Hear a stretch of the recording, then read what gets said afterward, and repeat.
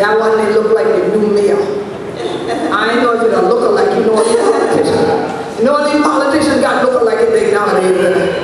You never know, you never know. That you? That you? Okay. All right. And then next time they look like this guy who be kind of little and I'm a bit of a wolf. But then they get a little bigger, they look like they got a little taller, and then he has a little children with him before, and that little children way up young. It look like brother Michael Bowie more next to me. That you? Walk in there. Now look here, y'all know how we do. I know y'all will say, well, who the hell belongs to? Y'all know who the mayor belongs to, they belong to the whole city, so no, I haven't. But now, I know how the Gullah Geechee do. Y'all gonna look at it and y'all say, oh, let me look at him good for Michael Moore. I told Michael Moore in a bunker. Not that one. Michael Bowie Moore. Let's put that Bowie in there so y'all get that straight. He don't make movies.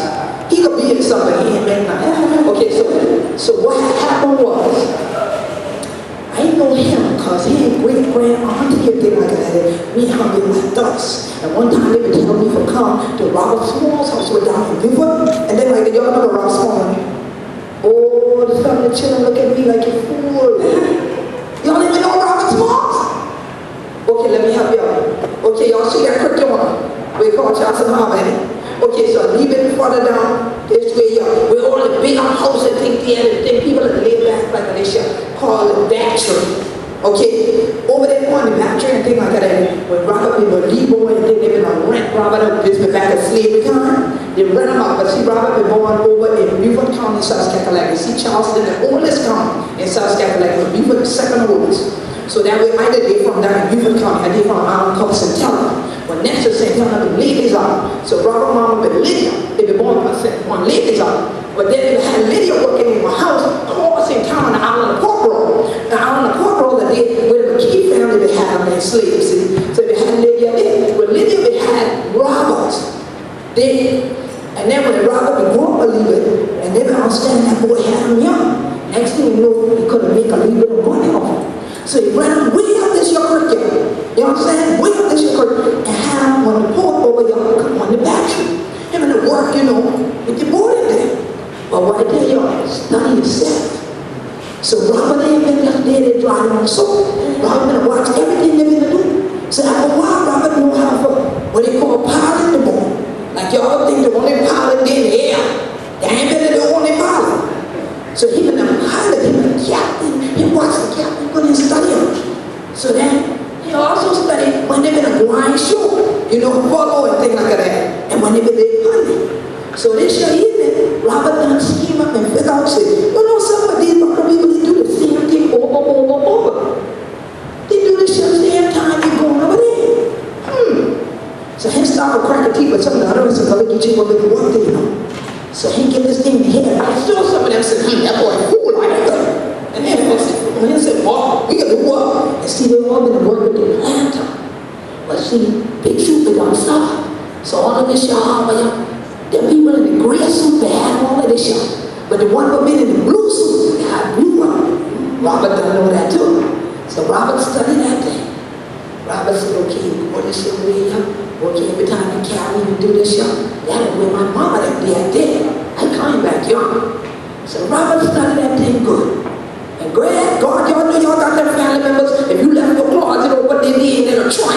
in it. And they be the pin them up and all kind of things, but make them fit, or bust them loose, or tell me they look good on me now. Yeah, you know, bust and seen down the back. Well, I know how good it feel. But this is look at Robert going, when the captain them going off, they going on in the town. You know, they had the Negro Seaman Act, so sometimes they used to lock me up when we don't come into the city. So that you give it free, coming from Oregon, all of us, used to lock you up right there in Charleston, but you don't go around and tell all the rest of people, say people look like you free somewhere else. Lock you up right there. You ain't doing nothing. And they lock you. So they lock them in the state of the poor. Captain them gone. Said, Robert, get on in. Put that jacket on. Put that captain hat on. Tell him cross his face. You understand? They had all these cell phones. Ain't nobody had to look at why not but see up close. So when you see the captain coming through, they know the one they want. They know the plan to be the kind up and down all the time. Ain't nothing special about that. He know all the signal. He get the right signal. He carry thing all through the water. Till he get to the Union. He get to the Union, say they have a white flag. Red them up like a dish. So they say, oh, yes, oh boy, we got that one there. Bring them on in here. When they get on, they been want to win. Robert Small. That's what we learn when we tell their children that the Gullah statesman. So y'all say, what I got to do with him, his name ain't a Smalls. But see, y'all know these women in the family get married and things like that, and so him being chained up there, how come he would get more from the other society? But see, him is one of the Smalls. Robert Small, the one your great-great-granddaddy, right? Two great-great-granddaddy. So now, he did right here, back in the church. Charlestown holding on down, but it's small. He ain't had to come by the boat. I think he'd drive a big old car or something, you know. I think you ain't bring the planner back? Okay, then he ain't bring the planner back. Y'all ain't getting that back. Man, I sorry, love you, but you can't have that back. So when Robert came back to people, he was steady. So the house where he lived in, when the auction and thing would start, in the same house that Mama and them didn't stay in, in the Key family house. And Robert Small's got a best right there to the tabernacle. Baptist church, downtown Cleveland. So if you ever want to look in the yard, you can come on, look in the yard. But this your day, you get to look in the yard right through great-great-grandson and a great-great-grandson. And right? And then she married him. See, she's smart, she married him. See, you got to say it like my cousin Carla. Carla married him. See, he got a smart one too, but that side, she may have got a cute one on his side too. See, they married, so don't look hard. Ladies, don't look hard. So now, whenever we come here to this young spot, it's been a blessing. Yes. For 10 years, a decade, Yes. we've been here. And by the time we start off, this young big. I don't want to agree on them, because this year we had a party town from right there in the height. Yes. You in the heights. Yes. Right there, Yes. Thank you, Queen. Thank you, Queen. I would like to thank everybody for coming out. And you are going to be in for a wonderful history lesson. This is purpose. And the purpose of us being here because it's the Gullah Geechee International Music and Movement Festival. So we are going to move, we're going to have music, we're going to be educated, and I want you all to really stand up and give Queen Quet, she's chiefess of the Gullah Geechee Nation, a big hand because she does all of this work for all of us.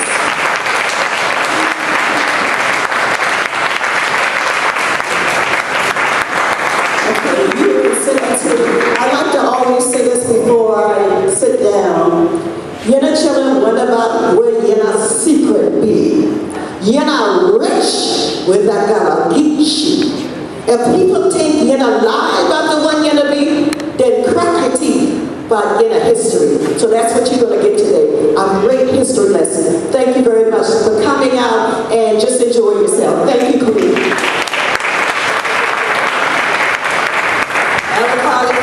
The director and founder of the Gullah Geechee Network, which which are 501 Street 3, right here in the Gullah Geechee Nation. So if I ever wonder, oh, can we do it? Can we give? Can we do this here? We have the official 501c3 at the Gullah Geechee Nation. So please give Elder Time a round of applause. Elder Time, don't cry no way. We'll let you slide this way right here. Because I understand the mayor come here for something. He ain't come here just because I promised him some Gullah Geechee food for them. I heard say bring a little gift for us. Is it true, Mayor? Because you know sometimes these people be to tell you things ain't true now. It's true? Okay, come on up. Let me hear what you got to say. Let's see if we can speak Gullah. Now I know many of you say, well, that don't look like the man I used to see over here, because that is not Mayor Joe Riley. This is Mayor John Tecklenburg. This is our new mayor of Charleston. Thank you. Hey, testing. Wow, he's got a great sound system, doesn't he? So, can I present this to you? You got time for me to tell you a little story? Go ahead. Oh yeah. Okay. That's how we country people do. We on the porch. Go for it. I can tell a little story too. So, first I'm going to give you this little gift from the city, and this is one of the fun things I get to do as mayor. And it tells the story of the International Music and Movement Festival. This is a proclamation from the city of Charleston. Whereas the Gullah Geechee Nation exists from Jacksonville, North Carolina, all the way to Jacksonville, Florida, encompasses all the sea islands and 30 to 35 miles inland, all the way up to Johns River, St. John's River. And on these islands, people from numerous African ethnic groups linked with indigenous Americans and created the unique Gullah language and traditions from which later came Geechee as well. The Gullah Geechee people have been considered a nation within a nation from the time of enslavement in the United States until they officially became an internationally recognized nation on July 2nd, 2000. And the Gullah Geechee Nation's mission is to preserve, protect, and promote our history, culture, language, and homeland, and to institute and demand official recognition of the governance rights necessary to accomplish our mission to take care of our community. Whereas the city of Charleston is honored to have the Gullah Geechee Nation as part of the community and takes great pleasure in helping to celebrate second annual Gullah Geechee Nation Appreciation Week. Now, therefore, I, John J. Tecklenburg, the mayor of the city of Charleston, have proclaimed that from last Saturday until today, Saturday, August 6, 2016, in the city of Charleston is the Gullah Geechee Nation Appreciation Week. So I do give this, but I do have another story. So, you all know, we talk about history, the city of Charleston, or the settlement, went back to 1670, almost 350 years ago. And originally, most people think about all the Europeans coming here, but a lot of our initial settlers came from the islands, from Barbados and from the Caribbean. And it was in those islands already that the economic,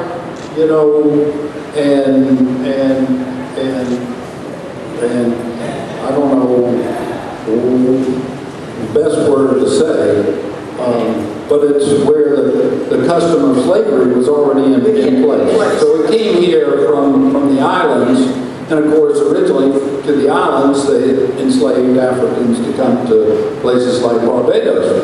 And so an interesting thing happened in the year 1685. It was just, 15 years after this colony was founded, that a sea captain from Madagascar, from Africa, brought a bag full of seeds here to the Low Country, and it was rice. And many people thinking about the history of the South always think about cotton, king, and all like that. That's right. It was rice that the wealth of the Low Country was built upon. And this is interesting. Believe it or not, I just happened to read this this morning. But in just a few years, rice cultivation began after 1685 when those seeds were brought here. And by 1695, not a big crop, but 10,000 pounds of rice were shipped out of Charleston. 10,000 pounds. By 1720, just 25 years later, the shipments measured out of the port of Charleston was 20 million pounds of rice. It was rice that built this economy, and it was built on the know-how and the backs of enslaved Africans that were brought to this country. In fact, there were areas of Africa where specifically, I guess you would say, they went to because they knew that's where rice was being grown. Yeah. And so it was really 150 years of rice culture before we got into the other crops that made a lot of money. So that's part of our history. And if I make just one more story, because I don't talk about this story very often, to tell you the truth, but I got to since Michael Moore is here, and you know, it's just part of my family story. Tecklenburg is my name, and my family came to Charleston from Germany. And so they came over here like in the 1840s, and they were business guys, but they had been, so they started like a corner store. They had like a store in Charleston. But before they came over here, Michael, they were harbor pilots on the Elbe River in Germany. So they were seamen. They knew how to run a ship, as did your great-great-grandfather. So, believe it or not, when your great-great-grandfather was going that way, my great-great-grandfather was probably passing him in the night coming this way. Because although my great-great-grandfather was not a member of the Confederate Navy, but he was a businessman. He was a blockade runner, and he would run the ship for a ship owner, and they would take cotton or rice or whatever they had and leave Charleston and go to Nassau and sell the agricultural goods, and then they would buy cannon or guns or whatever and bring back to Charleston for the war, right? And so, as it turns out, he was, actually there were two brothers. It wasn't my great-great-grandfather, but my great-great-uncle. Peter Tecklenburg was his name, okay? And so he was the last boat out of Charleston on the Watson, was the name of the vessel, in 1865 when the Yankees took over the city. Okay, so he made his way to Nassau. I'm told this is a pretty true story. That might have been embellished a little bit over the years. But he made his way to Nassau. He sold the cotton. And, well, he was waiting around. Because while he was there, apparently they took a good time. You know, they weren't in a rush to come back to the war. You know, they'd like to have a drink or two maybe and take their time. So the word came that the war was over. Right. So he had a boatload of cotton and a boat that belonged to a non-existent government. Right. So he sold the cotton, he sold the boat, he moved back to Germany, kept the money, he was a pirate. Wow. Yeah. And so he came back to Charleston about 1870 when things cooled off a little bit, and they didn't take the money from him, and he ended up like being a philanthropist, like helping rebuild a church and this little thing out of the graveyard and all this stuff. He helped build an orphanage and all this, and he lived to 1917, a good long life, and he'd given away all the money by the time he died. But anyway, he telling us that because he don't want me to ask for the donation check. That was real smooth. That was smooth, right, y'all?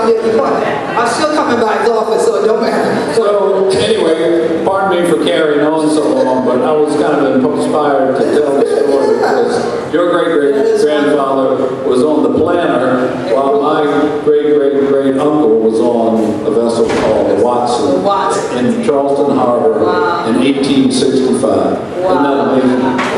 Anyway. So God bless you. Thank you for being here. It's an honor to have you here, Queen, in the city of Charleston, and we welcome you back each and every time. God bless you all. Can't get rid of it. I'm so looking forward to it. And when it's interesting, I don't know how many of you do like I do and watch History Detectives, but now I'll never forget the head great uncle was on the boat Watson, you know, Sherlock Holmes and Watson now. Whenever I watch History Detectives, I'm thinking about your family. Yes, it is something. So again, we already made the first connection out there. I'm telling you. That's why this is Gullah Geechee reunion. Yes. There has not been a year that we have done the Gullah Geechee reunion since 2001 that we have not reconnected someone with someone in their family. All right, and we made some connections like that last night. But now we got this interesting connection here on the waters. We got to check out. And I know Sister Malika is here, was one of the folks that when we went to Nassau, Bahamas, we took this festival there many years ago. We went to both Nassau and we went to Freeport. And trust me, when I say they laid out the red carpet for me, they literally and figuratively laid out the red carpet. I'm waiting for mine in Charleston, but I ain't gonna say nothing because the mayor said. But when I got down, it ain't his fault. He didn't know me. I'm gonna get the old one. But when we got there, I arrived. Well, the person who had hollered, my assistant at the gate there, she flew down ahead of us to make sure all the protocols were in place. But we came in by ship. Here we go. We came in by ship. So when we got there, everybody's running. I said, make sure you have your passports, your other stuff, your key card. When we get on, this is another country. Don't leave nothing wrong. They said, oh what? Back in the cabin, people had to run back to get it. So I said, look, y'all go back. They're looking for me. I got to go. Right? So here, Kwame and I go down. We get to the opening of the ship, so I'm waiting. But I'm hoping everybody come on. So I see a man with something underneath his arm. Now I'm security conscious. So I'm watching this brother. Why are you stepping up to the ship with something underneath your arm? Excuse me, ma'am. I said, peace, brother. But I'm watching him. You is the queen, man, right? I said, yes, sir. Oh, please, ma'am, don't go no further. Don't step off, ma'am. I said, okay. This man there placed this thing on the floor and started rolling it. And it was a red carpet from the doorway of the ship all the way out to about where the end of the French barricade is back there. And once he had rolled it out, then the whole cacophony of colors showed up. It was the ministry of the ministry of the ministry. Because every ministry of tourism, ministry of recreation, ministry of youth, ministry of art and culture, they all were there, okay? All different colored shirts. So now I'm like, oh wow. So then the media comes. So they're like, oh, we're so honored you're here, and this and that. Please, queen, stand on your carpet. We got questions for you and all this. So we did a whole press conference on the red carpet. Then they said, okay, queen, you ready? I said, what's next? They said, you ready for go? I said, yeah. They said, okay then. They did dismiss. If anyone have a cell phone on or anything, turn it off, please. If anybody have them on, turn them off, yeah, please. So now, here it is. They did this. All of a sudden, two long, super stretched limousines pull up. So they're like, queen, you is in this one here, and everybody else, y'all in there. I said, well, my mama and all, oh, mommy is here. Okay, mommy, this car is yours, mommy is over here. She said, I wrote her, no, that is the queen car. We got the car, mommy and all of y'all in here. The queen, mommy, stop y'all in here. Okay, and so it was fabulous. They took us from the limousines to crawl to our all-terrain vehicles. They took us to where our ancestors had been there. And they took us into even these caves that we found in areas where they had tabby ruins that were still there, that our ancestors had done. And we did a libation ceremony there. They took us back, put us on a boat, took us across the creek. And on the other side, the jar canoes were playing. And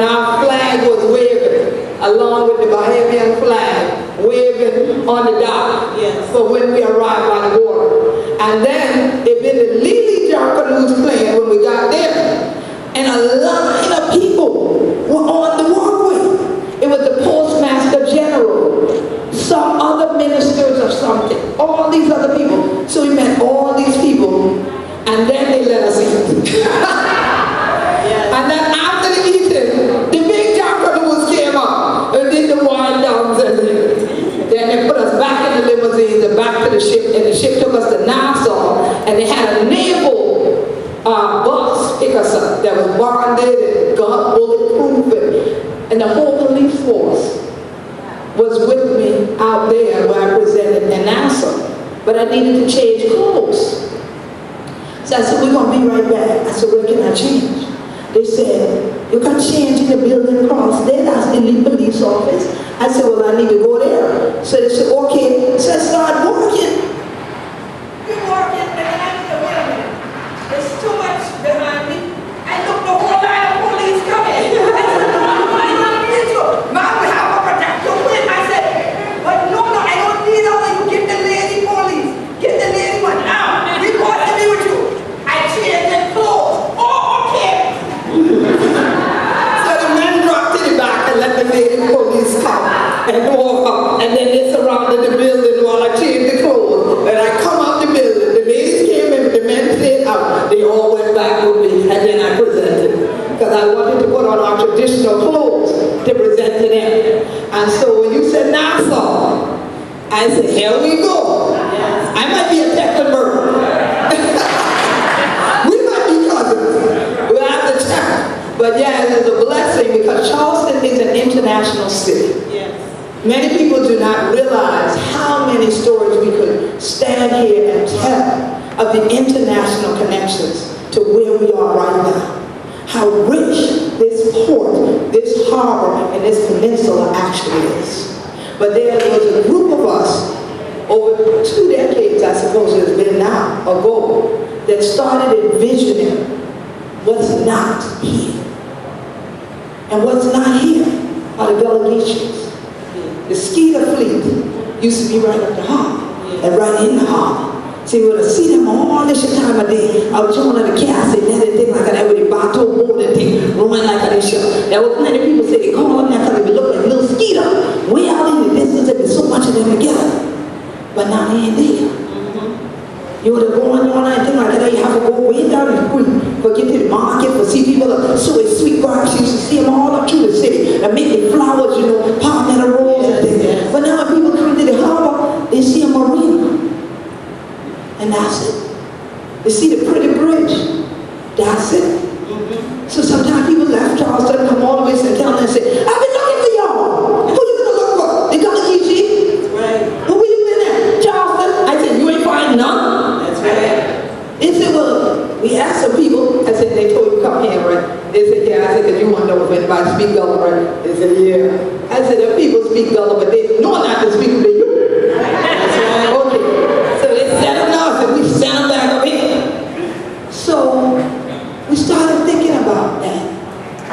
How could Charleston be a place like what you just talked about here? Yes. How could people called black gold, black cargo, that had all of this knowledge, not only of agriculture, but architecture, how could they smelt iron, be master craftsmen like the late Philip Simmons? Yes, yes. How could they do that for somebody else, not do it for themselves? Not true. How could they do that other places that hadn't done it here? Not true. But there's a lot buried beneath what's now the concrete of Charleston, the cobblestone of Charleston. So a bunch of us sat with Mayor Riley and Congressman J.S. Clyburn, and we started envisioning something that could be done about that. The millions of people that come to Charleston shouldn't say, where are the Africans? Where are the Gullah Geechees? That should never happen. So we started talking about a museum. And people said, what they gonna do that for? Y'all already have a slavery museum. Ain't nobody saying nothing about slavery. We said a museum about African people. African people had kingdoms and villages and people in the motherland in Gullah before they became enslaved. We're talking about telling a full story, not talking about what started up on auction blocks here. So when you talk about the old slave mart, that is a latter-day enslavement building.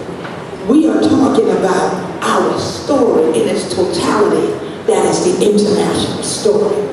So one day we finally named it the International African American Museum, called I Am. I am. I love it. Yes.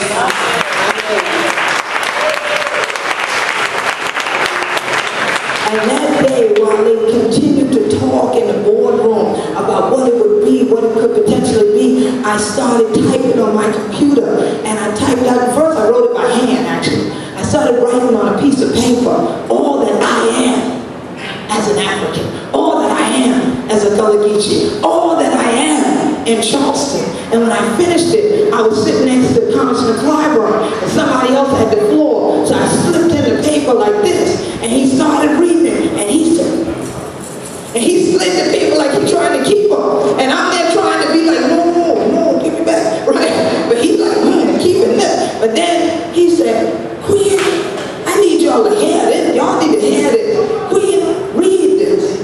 And I read the poem, and people started crying. And they said, that's what this museum is. And that shut the whole dialogue, all the intellectualization about what all we need to include and what type of vision and plan we ought to have. And do we need to bring in a consulting team? And who are the PhD holders on here? We stopped it. It shut it down. We need to just present who I am as African people. Here, that are the international embodiment of all Africans. So it has been a journey to get it designed. It's been a journey to get it placed in this city. There were the cities that we don't want no more land. I said, how the city ain't gonna own more land? Come on, y'all need to stop that. Right? So the mayor and then the office, the staff, they looked and they said, well, we got a piece of land we can put it on by the parking garage over there on Calhoun Street. I said, that's not good enough. They looking at me like, yeah, that's right. I said, no. Water is critical. Water, the water to bring me up, the water that take me back. Why can't you find us a piece on the water? They say everything is built and it's planned and it's this and that. Knock something down. We need to be on the water. It looked like, you got evident domain. I was like, we can find a piece on the water. And they didn't tell me nothing else. I served on the steering committee. Then when the board came, I served 2 terms on the board. They got ready to elect me back on the board again. I said, I think that violates our bylaws. They said, does it? The mayor said, we can change those. I said, no, y'all have to change this. We don't want you to leave. I said, but no, I think I can't serve another term on the board, but I'll go to the advisory board. They said, oh, we can work with that. So they voted me on there, but nobody emailed me anymore. And one day, I come to a meeting in Mount Pleasant, but before I leave St. Helena, I see the Board of Architectural Review is going to discuss the International African American Museum. I went to that meeting up in Mount Pleasant for 5:30. This meeting was starting at 6 o'clock. You talk with the Queen, I was there at 5 o'clock. I said, hello, hi, let me fill out what I got to fill out. I got to talk. Y'all get the written hearing notes from me. I got to go, got another meeting. I worked in there at 6:10. And Mayor Riley was at the mic. And the image of I Am was on the wall, but I said, that's different than the last rendering I saw. And that don't look like that's by the parking garage. And when they started presenting it, it was right here, right where we just poured libation. We had poured libation here for a decade. Yes. And we poured in that spot. Yes, we did. Over and over. Not mentally knowing, but spiritually knowing that spot was sacred to our ancestors. It wasn't until one of the IM meetings that I knew the name of the spot, Gadsden's Wharf. Yes. This is where Africans were brought from Sullivan's Island, taken off the boat's head, brought in, chained up out there, until they were put on the block to be sold. So when I contacted Elder Town after I left their meeting, because I did speak in there, and they said this, they let all these people get up there and complain about what lighting they was going to have and how the lighting can disturb them. And I said to myself, well, move. I really did, I ain't gonna lie. I said, y'all need to move if the lights are disturbing from a museum. Because that museum is going where we say it's going. Yes. So I let all the people get up there with their mouth full of complaint. And then they said, is there anyone else? That's right. I was in the back of the room, I did that intentionally. They said, oh yes ma'am. You could speak from there, come up front. Y'all know what I did. Actually, I had an indigo and white.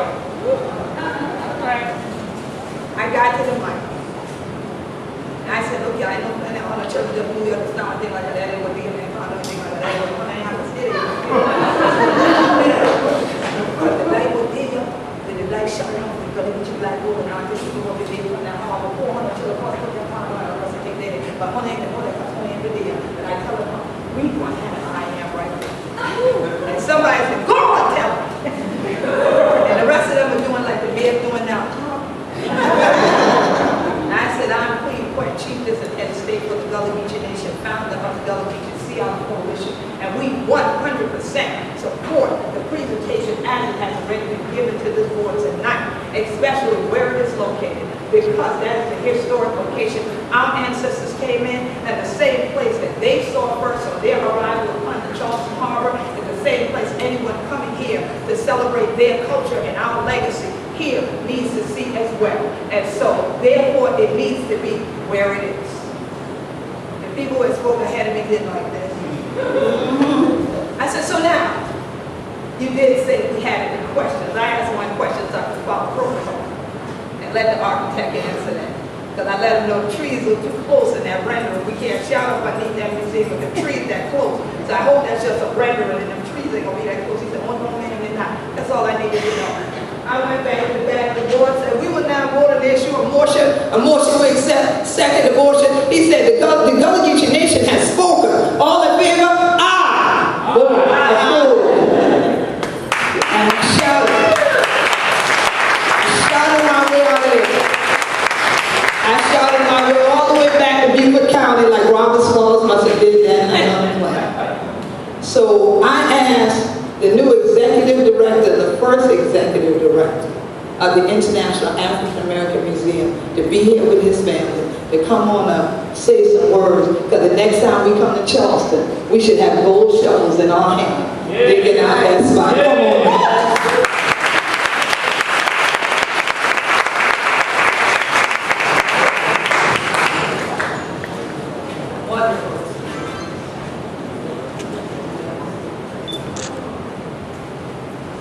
Well, it's an honor to be here. I appreciate the invitation. For me, it's always very meaningful to be on this space, particularly when there's activity and there's energy and all that. You know, too often history is taught in a sort of abstract way. You hear about the Civil War, you hear about all these things that happened. But for me, this space is, it's much more than that. You know, right where we are right now is about where the wharf ended and the water began back historically, maybe a little bit further up. And so literally right where we all are is where they say about 40% of all the enslaved Africans who came to the United States took their first steps. About half came to Charleston, and 40% came here. This was the biggest, longest wharf in the colonies, and it was the epicenter of the whole slave trade. Dr. Skip Gates, Henry Louis Gates from Harvard, says that this is ground zero of the African American experience. And so it's, for me, it's just so gratifying. I've had a chance to have some great jobs in my career, but it's so gratifying to have a chance to work on something that has so much more meaning. It's one thing selling this or selling that or managing this or managing that, but creating something that I see as is really paying homage to our ancestors, paying homage to a part of American history that is just so important. You know, I just think that it's a blessing to be able to work on something. And I'm so grateful for the team of people around us. I'm grateful for the mayor and his wife, Sandy, and the support that they give to the project. We've got a great group of folks around us. Just really, really quickly, I'm not going to spend a lot of time, but we are sort of in the middle of the fundraising stage. We've got to raise a bit more money to be able to break ground, but as Queen said, this time next year, there's going to be some stuff happening over here. Now, we promise, if at all possible, if it's safe, we're hoping, and if you all will still want to be here, we're going to be back here for as long as we can. But we're just so excited. And to that end, there are folks, you all see it if you have journals from the festival, you see several advertisers in the journal. The majority of those advertisers, the Medical University of South Carolina, the University of South Carolina, Beaufort, our friends that are part of the Gullah Geechee Nation leadership, the Gullah Geechee Sea Island Coalition, are all part of the University of Minnesota. One of their departments is working with us. They are all part of the Gullah Geechee Sustainability Think Tank. And that think tank put together a $500 donation along with us from the festival to give to you. We're going to make an online donation, but I actually have a letter that I'm going to sign for you with purple ink before you leave so you can hang it on the wall of your office. And that's the first of the $500 donations that we want to be able to give for the fundraising effort, because we want there to be a special fund for the accurate telling of the Gullah Geechee story and ensuring that it's always part of the legacy of I am, because you know that's who I am. That's who I'm gonna be. Yes. And so, That's so wonderful. Thank you so much. Thank you. You know, another quick thing. We are, of course, out talking to lots of companies and foundations and everything else, but this is also a project where, you know, I was out at an event one time, and maybe a little girl, maybe it was 3 or 4, came up and gave me something like 37 cents. And I just said, thank you so much, because that's what she had. Yeah. And so just the heartfelt the gift. Yes. So yeah, thank you so much. Yeah, thank you. And I'm trying to get that hat you got out there too. We get donations from y'all. Yeah. We need y'all know that. We're going to get a hat, and we're going to bring this hat around, and we pray that everybody will give accordingly so that we can support what we're doing in the Gullah Geechee Nation. So I Am is one of the projects we wanted to support. Every year this festival supports several different projects. So I Am is one that we're making a small donation to. Yenna House that's being restored in Union Heights, which will be a Gullah Geechee center that, God willing, when we come back here in 2018, I Am will be well underway and the Yenna House will be completed. These will be places and spaces that Gullah Geechees can come to and celebrate our continuing legacy right here in Charleston. And so we also made a contribution. All of you have already done it because you paid to get in here, because if you didn't, we will be throwing you out shortly. I'll let you know that. So, you know, I'll let y'all know. Gullah Geechees are very straightforward. Who was at the party last night? We had a good time at the party with the purpose. That's why you got your shades on right now, sister. You still trying to get that rest in. I see you. I see you though. But I told them last night, y'all want to have a good time, right? Yep. Oh, y'all don't? Oh, y'all gonna have a good time? So let me tell you one thing. Gullah Geechee don't like too much of foolishness, and it's too hot for foolishness. Don't act up, it won't be no problem. Alright? There are plenty of switches out here. I done checked. The men now got some pretty switch to the head of the room. Please don't make me send you for your own switch. And y'all ain't too big for getting licked. So as long as you act nice, act like you